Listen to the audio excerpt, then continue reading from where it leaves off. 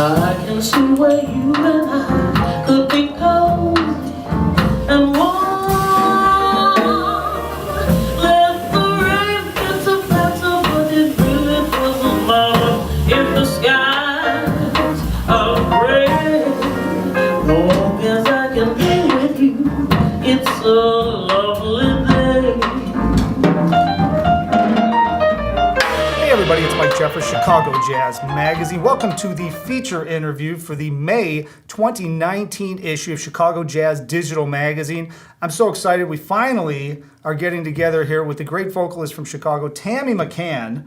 You have so much stuff going on. I mean, for years we've been talking about trying to connect and trying to do something like this, and everything fell into place. Yeah. And we're making it happen for May 2018. So thanks so much for 2019. So thanks so much for being on the feature interview. Man, thanks so much for thinking of me, Mike. I really appreciate it. Oh, for sure. I mean, I know we've talked over the years. We're trying to get things going. I don't even know where to start because there's so much stuff. You know, you've been on tour. You toured all throughout the entire world with numerous different groups. You've released albums. You've done gigantic concerts. I think you even played Carnegie Hall and Birdland and everywhere like that. Plus, of course, every club and venue here in Chicago and throughout the Midwest. But before we get into all that, what I always like to do is start from the beginning and give people a little bit of background because, you know, we could start off and talk about all these incredible things you did, but it's always interesting to me to find out where you came from and how you got to that point, right? So you grew up, you're originally from Chicago? Actually, I was born in Mississippi, in Starkville, Mississippi. Oh, wow. See, I'm glad I asked. And then, yes, I have red clay running through my veins. And then my family moved here when I was 5. Oh, okay. But I spent all the summers in Mississippi, so it's like I have this wonderful amalgam of, you know, south side of Chicago and way south side of Mississippi. Yeah. But yeah, I grew up, I went to grammar school, grew up in South Shore, and went to St. Philip Neri Parish, and then went to Kenwood Academy, which is really where my musical life kind of evolved under the tutelage of Dr. Alina McLean. Well, with growing up in Mississippi, I mean, were you surrounded by music really super early? Were your parents into music? Was there any of that? Because, I mean, you're coming from Mississippi, which has got a really deep history of jazz or blues and all that, and then coming up to Chicago, I mean, was there music around the house? Or Actually, I must tell you that, you know, outside of going to church on Sundays, there was not a huge musical footprint in my household, especially not jazz. Yeah. Mainly it was just very much about going to church on Sunday, and that was a part of, you know, that's just in our DNA, right? In our family's worship DNA. And so when I came up to Chicago, we just, you know, we went to church on Sundays, but other than that, that was really the extent of it. My parents weren't even jazz people. I never heard jazz in the house. What I heard was Barbra Streisand and Barry Manilow and the Temptations, the Stylistics. Yeah. Really all these different, this strange amalgam of different music. I'm very much a 70s rock kid. Yeah. Wow. Actually. Okay. All right. So, I mean, you didn't really have any like formal training or anything until you got into Kenwood. That's right. Wow. That's right. What, I mean, what I was made in the you church choir. What made you interested in doing that? You know, I really wasn't interested. I joined the choir because I liked singing. You know, I just thought it would be fun. Yeah. But Miss McLean, she saw something in me that I didn't see, you know? And she said, you know, I want you to sing classical music. And I was like, I'm not really interested. Thank you, though. And she was like, I want you to sing classical music. And I was like, oh, yes, ma'am. And that was the extent of it. Yeah. So I didn't even like it. And so I did it. I kind of half did it. And were you in the choir at Kenwood? I was Is in that the what it choir. was? Yeah. But what happened is, you know, there were classical competitions, state competitions. And so I did one competition, and I didn't even try. You know, I was just doing as I was told. Yeah. And I got a really good score, and I was like, oh, okay, well, let me see if I like this a little bit. Yeah. And so then I did more, and I got more and more engaged and more interested. And it was all classical at that point. It was all classical, and you know, initially I really thought I was gonna. My interest was like R&B. Right. But the song, music at that time, pop music was kind of taking I don't know, a really provocative turn. And I was always really conservative. And so it just kind of turned me off. So I really laser focused on the classical. Okay. And I did my first opera when I was 15. I was going to ask you if you were starting to get. I mean, you were being trained now because you're learning how to breathe and all that stuff, and you're going into that operatic style, right? Yes, That's Cavalleria Rusticana by Mascagni, and I learned Italian, French, German, and Latin, and I got a scholarship to college for classical voice. So you were going to that was going to be your deal. I was you were laser going focused. That was my deal. And that really sparked you then, huh? Because Absolutely. I mean, you just went, whoa, wait a minute, this is really. I loved it. What was the turning point? Because you just went from like doing some state competitions, you're like, I don't know, whatever, and then all of a sudden, was it that one like achievement that you got? Because it was like, wow. You know what it was the camaraderie. Okay. In the choir. Miss McLean created master level instruction for us children. I know that now. Right. At the time I had no idea. But I mean, Mark Rucker, Robert Sims, Susan Cahonen, these were all upperclassmen that were going on ahead of us. Oh, wow. And I mean, we had an opera company. Yeah. And that's what we did. And that's what we performed. And we wrote our own shows. We wrote our own songs. I mean, Miss McLean really created this magical space where you could be creative in any genre that she chose for you. In any genre that she chose for you. And she chose for me classical, and I lived and breathed it 7 a.m. to 7 p.m. Wow. It was constant. It was almost like you were getting a college education. It absolutely was. And it was really exciting, and I just loved it. I still love it. Yeah. I still love it. So when you got down to college, yes. That was for operatic stuff? That was a classical voice, yes. Okay, in so you got down there. In Richmond, Virginia. Mm-hmm. But you just had all this massive training in Kenwood. Was it kind of like the same or kind of a letdown? I mean, it was really, actually, it was very different. Yeah. But what was most different was the atmosphere. The kids were great. They were from all over the country. I mean, I didn't even know that, people had different accents. Oh, really? I had my girl Melissa from Rhode Island, and I had another friend from Baltimore, and I was like, wow, why do you talk like that? And they said, why do you talk like that, Tammy? Yeah, right. Yeah. So it was a great exploration, it was a great exploration in life, and I got a chance to travel with the choir, and that was a real crossroads. My sophomore year in college is where jazz kind of just dropped into my life, I was walking down the hallway of a practice room, and I heard this young man playing piano. And I was like, wow, what is that you're playing? That is so great. I hadn't really been exposed. I had not been exposed to jazz at all, period. Zero. I didn't know who Ella, Sarah, really? Duke, I didn't know who any of these people were. But he was playing this music, and it was so intricate, and it was like nothing I'd ever heard. And my presence, I couldn't think of where else something like this could come from. I was thinking of Bizet, So, and I asked him, and he was like, no, this is Thelonious Monk. Right. And I said, who's Thelonious Monk? And he looked at me like I was crazy. Probably. And it was around midnight. Mm-hmm. And that was the beginning of this journey that I'm still on. That moment. Wow. And, and to be honest, I felt at the time like I wasn't as challenged as I was at Kenwood, and this jazz thing, whatever that was, that's hard. That's different.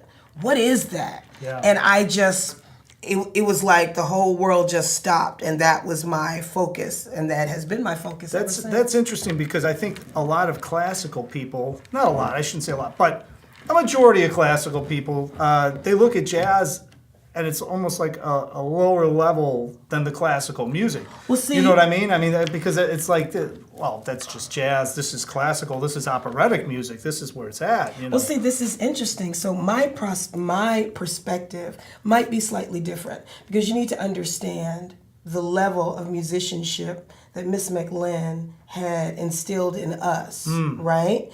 And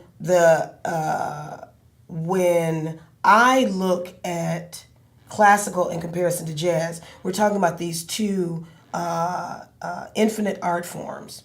So in classical music, the powers that be will say, we will say that you're a master if you can master the masters. Right. And so you master the masters, and then you go on in your career continuing to play the masters' works. And maybe you do some originals. Well, in jazz, we say master the masters. And then once you've mastered the masters, then we say, okay, now what do you have to say? Right. And mastering the masters opens a door for you to express yourself. Now you've been given the key to the kingdom to come in and be a part of something bigger than yourself, And so I think different people see it different ways. For me, classical and jazz will always be a synergy for me. Will always be one and the same. For me, there isn't one without the other. I remember Mr. Reich had written something about how he heard something in my voice. He heard jazz, and he heard classical, and he heard gospel. And it never dawned on me that those elements were there. Yeah. Not consciously, because when I open my mouth to sing, everything that I am, all of that musical DNA just comes out. So the fact that somebody actually heard self-consciously, I'm mixing those together. Yeah. That's you. And that's me, and that's what's coming out, So I never put one above the other. I say that they're both a level of excellence that should be sought after. Oh yeah, for sure. Now, from a classical standpoint, you just heard Thelonious Monk. Yes. What do you do now? I mean, no you're down there for idea. classical. Did you go down the wormhole and start looking up Ella or stuff, or did you stick instrumentally? I still don't know who she is. I don't know. I didn't know who that was. At the same time that was happening, I was home over the summer, and a friend of mine asked me, "Hey, I got an opportunity to go sing backup for this gospel group, and they're looking for another singer. Do you want to go?" And I said, "Oh, wow, okay." So I asked my mommy, and she said I could go. And I went, and I sang backup for Bruce Thompson and the Black Roses. Oh, wow. And it was a gospel tribute show throughout Europe. And so that was like a summer gig, or actually it was a Christmas gig. It was a tour during the winter. Oh, okay. And so I went and I did that, and the booking agency took a shine to me, and they were like, "Hey, you should do your own show, your own gospel show." And I was like, "Oh, no, I'm a jazz singer." I was such a hack. Total hack. "Oh, no, I'm a jazz singer. I don't sing I don't sing gospel, right?" And they were like, "But you were just here singing gospel." And so I said, "Well, I tell you what, if you give me a jazz tour, I'll do a gospel tour for you." And I, was able to travel all over the world with this wonderful band. It was a Dixieland, Django Reinhardt type of infused band. And we just had a great time, and we even did a CD, Tammy McCann and Wonder Brass. Oh. And the name of the CD was You Like? Because I would ask them all the time, "Okay, do you like that? You like that?" And so that's what they named it. And so this is like you're in college, you came home. I came home, I went and did backup for this guy, and then... Did you ever go back to college? No, I never went back to okay. college. I was never going to went say, back. once you go on the road and you're doing that, it's like... It's hard. Yeah. It's hard. And did you ever miss the classical? Came back home. Oh, every day. Yeah. Every but day. You were just having too good of a time or too good of an opportunity doing No, that? it was a different headspace, because that's another thing. The transition from classical to jazz is excruciatingly hard. I think as a teacher, my goal would be to cross-train somebody so they can do classical and jazz at the same time. Oh, now that would be... Well, I mean, and talking about that, since you're talking about that, like with the breathing aspect, right? I mean, because classical, you really... want to train yourself how to breathe. That is correct. And then the phrasing and the feel and all that, that's the jazz thing. That's so correct. you actually have to kind of meld them together at some point, right? I mean, that's got to happen. And it is the foundational training of diaphragmatic breathing, which is why, which I believe gives me my longevity and which gives me a certain type of approach to the music that, that some other people may or may not have. Yeah. So you get done with the tour, you get done with your world tour, your jazz tour now you did your gospel tour. Are you based back in Chicago then? You came back to Chicago? All of this is happening at the same time. Yeah. Because while I've been given the opportunity you've been gone in for Europe. a while now, right? While I've been given the opportunity in Europe, it's back and forth. So it's about 6 months out of the year, I'm back and forth. Okay. And so I know that I want to do jazz, but I don't know where to find it. I'm looking for what I heard in that practice room. So I went all over the city. I went to the Cotton Club, and I was like, no, that's not it. I went to Velvet Lounge, and I was like, no, that's not it. And different blues places. Because remember, I don't know what I don't know what I'm looking for. Right. I won't know until I hear it. And a friend of mine told me about this place called Beige Man's, which is on 71st and Rhodes. And every Thursday night, Vaughn and George Freeman held court at Beige Man's. And I walked in and I was like, that's it. Oh my God, that's what I've been looking for. Yeah. And I was there every night. Yeah. For about 2 or 3 years. And after I met Mr. George and Vaughn Freeman, they were just really welcoming. Vaughn Ski was just, man, I just can't even express to you how kind. Yeah. Yeah, I know. Yeah. Yeah. I'm talking to you like you're an interviewer. You're actually a musician. He's a musician, ladies and gentlemen. Oh, yeah. How kind he was, how accommodating. Well, and if he saw you had something or you had some level of interest in something, Yes. totally different story. So, I walked in there singing like a classical vocalist who wanted to sing jazz. My funny Valentine. And he was like, He said, well, I tell you what. What I want you to do is listen to this saxophone. You hear this? And he'd play. Yeah. You hear that tone? Does that sound like what you're doing? No, sir. Focus on that tone. Replicate this. Copy this. And next week, do it again. Do it again.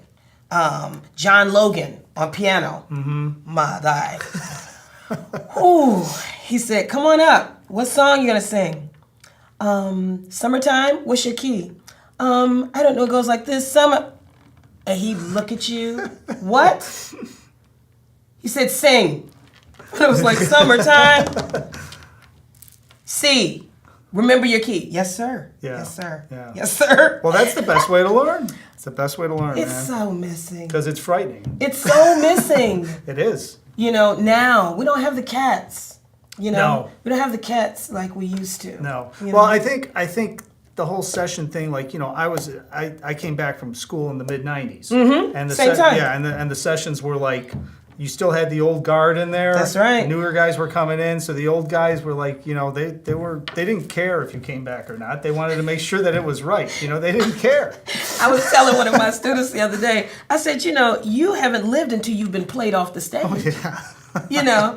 You're like, my funny, and they would just walk in front of you and Canceled. just like what that's not happening. Right. We'll see you next week. or not. Or not. So So who are you listening to? Because here's what I'm always curious about vocalists, right? Outside of listening to Ella and Sarah and all of them, and you were probably starting to go down that road listening to that. When you were listening to that, what instrumentalists were you listening to? Because I think that has a big thing to do with the phrasing too. Because I know if you listen to Ella, listen to Sarah, listen to Carmen McRae, Betty Carter, any of them, you can listen to their phrasing. But then it's got to also help for you to listen to a sax player like Vaughn for phrasing too. Because as a vocalist, that's where you get your swing feel. That's where you place your notes. It's how you make the band feel good, right? So how did you get that? What was your influences on that? Well, I didn't listen to the women because I didn't know what I was trying to do was not be the Ethel Merman of jazz. My voice was big like Leontine Price, right? And so a lot of my focus was just on controlling my voice. It was so big, right? Yeah. And creating that tone, because I really had no point of reference. So my focus was absolutely on that saxophone. My focus was on Vaughn and on guitarists and on, so I had Vaughn, I had, oh gosh. Mike Alamana, maybe? Or No. wasn't with him. No, I'm talking about record. You were talking about records, right? Yeah, Influences. Yeah, exactly. So, Wes. what is it? Wes Montgomery. Yeah. Oh my goodness. So it was Vaughn, Wes Montgomery, Charlie Parker, and Dinah Washington was the singer I was listening wow. to. Because I needed something that I couldn't deal with Ella. I couldn't even see that. I couldn't Right. see that far. Right. I couldn't see having that much control or that much melodic, Yeah. information, right? I just was still dealing with, it's okay to have a voice that's big. Right. And Ramsey Lewis, I had just got an opportunity to do a record with him.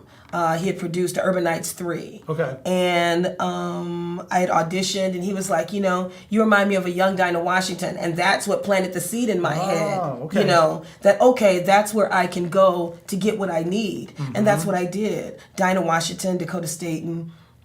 And so as I started to feel more of a sense of control of my voice, that's when I started to explore more vocalists. Okay. But again, I really like the male vocalists. I love Mel Torme Yeah. and Nat King Cole and Johnny Hartman. Oh, yeah. So I didn't take I never have taken the normal route. But that makes a lot of sense, because your voice at that point, you were coming from a classical standpoint. I could see. I mean, you start listening to Ella, you'd be like, "Oh my God, what the heck is going on I didn't here?" even know I didn't even know where to begin Yeah. with that, right? But Johnny Hartman, that makes a lot of sense, because I mean, it's melodic, Exactly. but it's not a lot of improvisation stuff and everything else happening. 'Cause at that Exactly. moment, you were learning the phrasing and learning the tunes. And then I discovered my beautiful Nancy. And then I was like, okay, now the flowers are blooming. The world has opened up for me, And so Nancy took me through many, many years. And, even now, because I wasn't exposed to jazz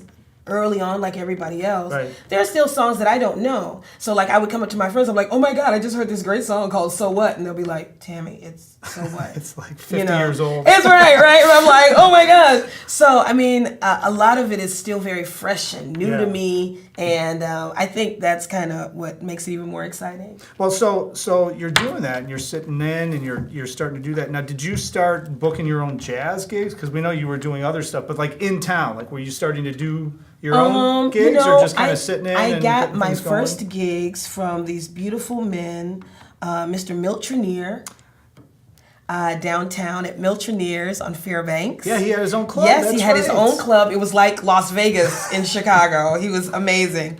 And Mr. Bob Guthrie, who was a drummer from on South Side, far south suburbs. And those two gentlemen gave me so many wonderful opportunities to play.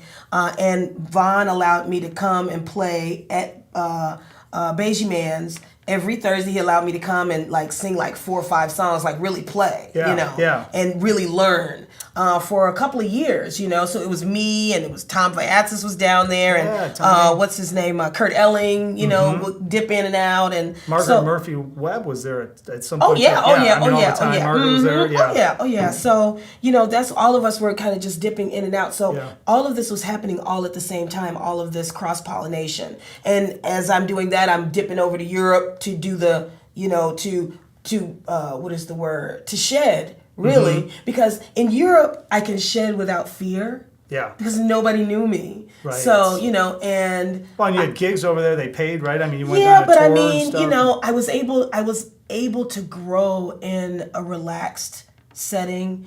I didn't have the anxiety of being home. Yeah.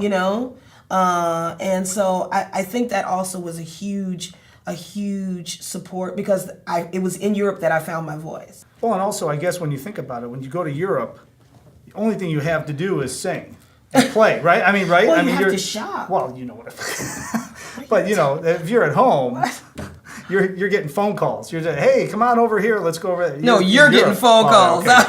Maybe I'm getting phone calls. I'm sitting there like waiting for the phone to ring. Like, is this thing on? You know.